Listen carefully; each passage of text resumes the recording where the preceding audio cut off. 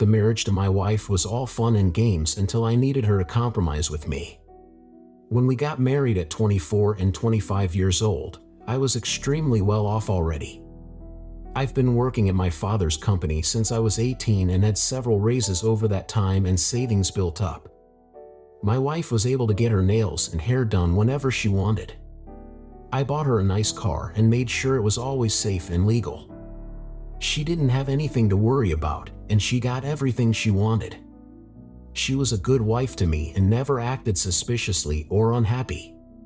The only thing I expected of her was to be there and have dinner ready when I got home from work. It all changed when my dad began struggling to pay medical bills for my mom. I told him I was more than willing to help, but it meant I had to tell my wife to cut back on her spending. I asked her to spend less than $200 a month on pointless things. Of course, I didn't say it was pointless spending, I called it fun money. She was appalled. She didn't know how to spend as little as $200. I told her the sacrifice was for my mom, but that didn't seem to justify it for her. 1 month later, while I was doing our expenses, I calculated that she spent $821 over what we could afford. When I confronted her about it, she blew up on me. She said she couldn't possibly stop buying the things she needed to survive. When I asked her what she was talking about, she named a haircut, nail fillings, a new purse, bath and body works, new clothes, and new shoes. I could tell she really believed she needed these things. I was starting to realize I married a heartless, materialistic woman. I told her this couldn't happen again. My dad and mom needed our financial help for a while, and it wasn't asking very much of her. She still didn't like it, but she said she would try harder the next month. While I reviewed our purchases, I found she got gas in a town 2 hours away. This shocked me. I had no idea she even left town. I decided it was much better not to bring it up with her. Instead, I got a GPS tracker and put it on her car. I was going to accumulate proof that she was using my money to see someone behind my back. Surprisingly, that month, spending decreased from $821 over to only $305 over. Still bad, but she tried. I told her she was doing better, but I needed her to cut back even more. She wasn't as upset as she was the first time, which actually raised a red flag for me. Was she spending someone else's money? 1 month later, I had a record of all the trips my wife made while I was at work. There was a lot of shopping in a town that was 2.5 hours away. It didn't make sense because her spending was way down, only $168 total. What was happening? That's when I discovered she made trips to a specific neighborhood address 2.5 hours away. She visited this address and places near it on 10 days out of the month. On 5 other days, she went shopping in our area but didn't spend any money. How was that possible? I knew at this point she had to be seeing someone else, someone that provided her money. My wife was pretty simple-minded, and her password for everything was the same for years. I finally caved in and got into her phone while she slept. I found a secret messaging app which involved text conversation with someone programmed as lover. How disturbing. My heart was pounding as I read their conversation, which started 2.5 months ago, around the same exact time I told her she needed to cut back on her spending. She complained to this person that she was being cheated on but didn't want to go through a divorce until she got revenge. So, she lied to this man, and he gladly volunteered to sleep with her. He was a lonely older man who had money to spare because he was a lawyer. She found her perfect target. They sent each other pictures of very private areas, and she thanked him for treating her to things. In response to that, he thanked her for the sex. I can't tell you how mad I was. I never felt this level of betrayal. I woke her up and demanded she leave the house. She was shocked and offended, but all I had to do was throw her phone outside, and she followed it. I locked all the doors and threw her car keys out the window. I shouted that she was lucky I even let her take the car because I bought it. She was crying and making excuses. I told her I saw everything she said to her lover, noticed the change in her spending habits, and had her GPS location throughout the month. She had the nerve to be upset with me.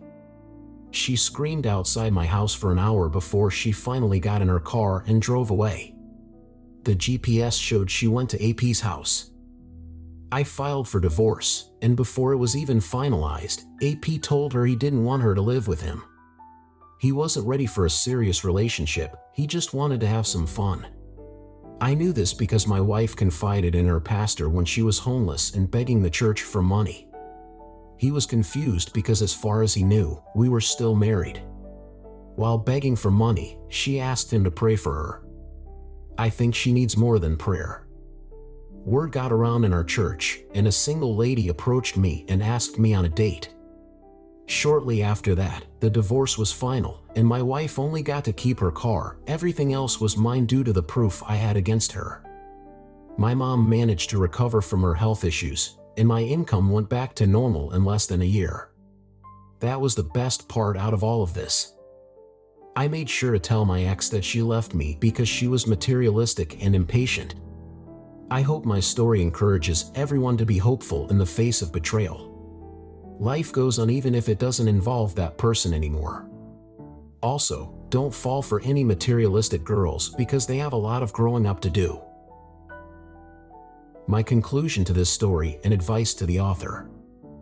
Your story is undoubtedly a roller coaster of emotions, filled with betrayal, heartbreak, and ultimately, resilience. Here are some reflections and advice for you as the author. Communication is key. The breakdown in communication between you and your wife seems to be a significant factor in the unraveling of your marriage. Open, honest conversations about financial struggles and the need for compromise could have prevented some of the issues. Trust and betrayal. The discovery of your wife's affair and deceit must have been incredibly painful. Trust is a foundation in any relationship, and its betrayal can have profound consequences. Taking control. Your decision to gather evidence and take control of the situation, including filing for divorce, shows strength and determination in facing the challenges head-on. Moving forward. It's positive to see that you were able to rebuild your life after the divorce. The support from your church community and the recovery of your mother's health add a hopeful note to the narrative. My advice to the author. Reflection and healing. Take time to reflect on the lessons learned from this experience. Healing emotionally from such a betrayal is a crucial step in moving forward. Consider seeking professional support or counseling if needed. Communication in relationships. In future relationships, prioritize open communication about expectations, finances, and any challenges that may arise. Clear communication can prevent misunderstandings and build a stronger foundation. Avoid generalizations. While it's natural to be cautious in future relationships, try to avoid generalizing or stereotyping all individuals based on the actions of one person. Each person is unique, and not everyone will share the same traits or behaviors. Focus on personal growth. Use this experience as an opportunity for personal growth. Understand what you need in a partner and strive to be the best version of yourself. This will contribute to healthier future relationships. Learn from the past. Reflect on the signs and red flags that may have been present in your previous marriage. Use these insights to make informed decisions in future relationships. Community support. Continue to lean on your support network, whether it's friends, family, or your church community. Building connections with others can be a source of strength and encouragement. Remember, every individual's journey is unique, and your story reflects a chapter in that journey. It's a testament to your strength and resilience in the face of adversity. Wishing you continued growth and happiness in your future endeavors.